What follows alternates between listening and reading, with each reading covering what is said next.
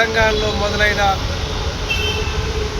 Cockroach Janata party అమరవీరుల స్తూపం సాక్షిగా అమరవీరులకు నివాళులర్పిస్తూ ఈరోజు బక్రీద్ పండుగ శుభాకాంక్షలు తెలుపుతూ ముస్లిం సోదరులకు మా పార్టీ తరఫున ఇక్కడికి వచ్చిన మా అన్నదమ్ములందరికీ కాంగ్రెస్లందరికీ ధన్యవాదాలు తెలియజేస్తున్నాను.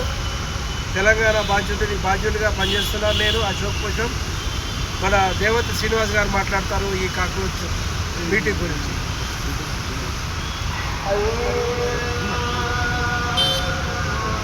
దేశంలో అన్ని రకాల వ్యవస్థల మీద అసహనం నమ్మకం కోల్పోయిన మా లాంటి యువకులు నిరుద్యోగులు రోడ్డెక్కకుండా సోషల్ మాధ్యమాల ద్వారా వాళ్ళ యొక్క బాధను ఆక్రోశాన్ని ఫ్రస్ట్రేషన్ని వెళ్ళగక్కిన మూమెంటే ఈ కాక్రోచ్ జనతా పార్టీ అని.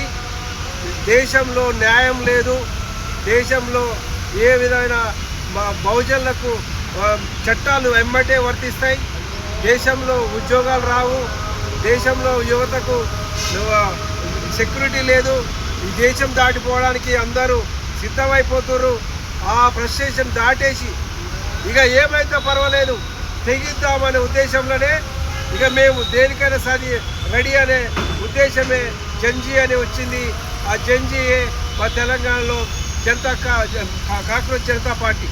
ఈ కాక్రోచ్ జనతా పార్టీ వాళ్ళ ఉద్దేశం ఏంటంటే అందరికీ ఒకటే చట్టం ఉండాలి, అందరికీ ఒకటే విధంగా ట్రీట్మెంట్ ఉండాలి, అందరినీ ఒకే విధంగా ఎన్కౌంటర్ చేయాలి, కులం వద్దు, మతం వద్దు, ప్రాంతం వద్దు, రంగు వద్దు, రుచి వద్దు అంటున్నా అందరికీ ఒకే విధంగా ఉంటే మేము రెడీ ఉన్నాం. కానీ మినిస్టర్లకు ఒకటి, మంత్రులకు ఒకటి బొట్టు పెట్టి న్యాయం చట్టం కోర్టులు ఇట్లా 12 దాకా పనిచేస్తాయి. ఎట్లా పనిచేస్తాయి? ఎన్కౌంటర్ అవుతాడు మామూలుడైతే, మరి వీళ్ళకెందుకు కాదు? మామూలుడైతే తల్లిదండ్రులు తీసుకుపోయి అరెస్ట్ చేస్తారు, వీళ్ళెందుకు గారు? మామూలుడికి అయితేనేమో వాడు ఎగ్జామ్ రాయకుండా రాసినా వాడికి ఉద్యోగం వస్తుంది, మామూలుడికి ఎందుకు రాదు? మీకు కావాలనుకుంటే ఒక సెంటర్లో ఉన్న 80 మంది 100 మంది అందరికి ఉద్యోగాలు వస్తాయి. అవి ఎట్లా జరుగుతున్నాయి? ఎన్కౌంటర్లు మా వాళ్ళకి ఎందుకు అవుతాయి? మీకెందుకు కావు? కులం తట్టి మతాన్ని బట్టి బొట్టు పెట్టుకుంటే న్యాయ వ్యవస్థ ఉన్నది. పోలీసు వ్యవస్థ అయితే మనిషిని బట్టి బొట్టు పెడతారు, మనిషిని బట్టి వాల్యూ ఇస్తారు, వేసుకున్న బట్టలను బట్టి వాల్యూ ఇస్తాడు, ఆయన వెనకగా ఏముందో చూసి వాల్యూ ఇస్తారు. ఇదే నా రాజ్యాంగం అమలంటే.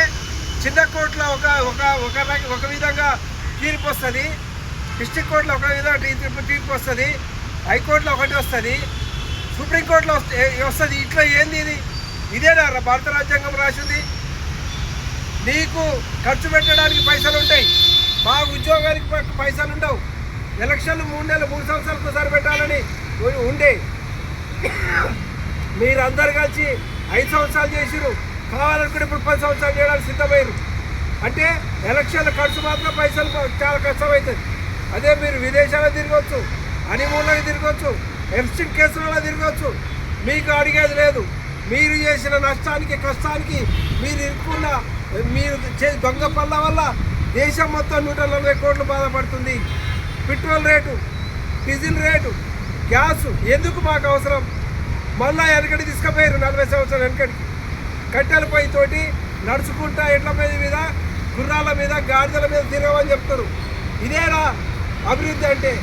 నేను యువత మొత్తాన్ని అడుగుతున్నా, ప్రభుత్వ ఉద్యోగం అందరికీ ఇవ్వచ్చు, వీళ్ళకి చేత కాకపోతే దిగిపోవడాన్ని మన తెలంగాణలో మోడల్ చూపెడదాం.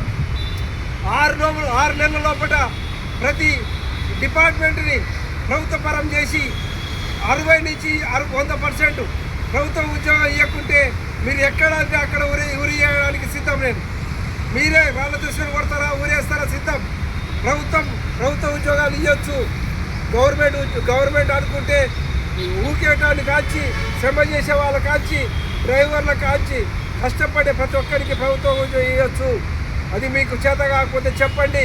రేవంత్ రెడ్డి కానీ, నరేంద్ర మోడీ కానీ, అమిత్ షా కానీ మేము ఒకటే డిమాండ్ చేస్తున్నాం. మీకు చేతకపోతే మీరు పక్కన కూర్చోండి, మేము రెడీ ఉన్న యువత కష్టాలు, భారతదేశ ప్రతి సామాన్య పౌరుల యొక్క కష్టాలు తెచ్చినాయి కాబట్టి మేము మాట్లాడుతున్నాం. మీరు కావాలంటే మీకు చేత కాకపోతే మీరు పక్కన జరగండి. యువత రెడీ ఉంది ఈ దేశాన్ని పరిపాలించడానికి. మాకు కులం వద్దు, ప్రాంతం వద్దు, రంగు రుచి వద్దు, మేమందరం ఒకటే అనే భావంతో ఉంటున్నాం. దేశ ప్రజలంతా ఒకటే యూనిట్గా మేము ఉత్పత్తి చేస్తాం. దేశ ప్రజలందరూ ఒకటి అని మేము కష్టపడి అందరికీ సమానంగా సంతోషం అన్ని రకాలు పంచడానికి సిద్ధం ఉన్నామని, దానికి యువత మీరందరూ ముందుకు రావాలని, తెలంగాణలో జరుగుతున్న అన్యాయం మన గొంతెత్తకుంటే మనల్ని కోసేయడానికి, వీళ్ళు బొంద పెట్టడానికి, మనల్ని ఏ విధంగా చేయడానికి సిద్ధమని మీ అందరి తరఫున ఏ కష్టం ఉన్నా మా కాంగ్రెస్ పార్టీ తరఫున మేము ముందు ఉంటామని, మీరు ఖాళీ విషయం తెలిస్తే మేము మీ దగ్గరికి వస్తాం, సమస్య దగ్గర వస్తే మీ దగ్గరికి వస్తామని చెప్తున్నాను. జై తెలంగాణ, జై భారత్, జై జై కాంగ్రెస్.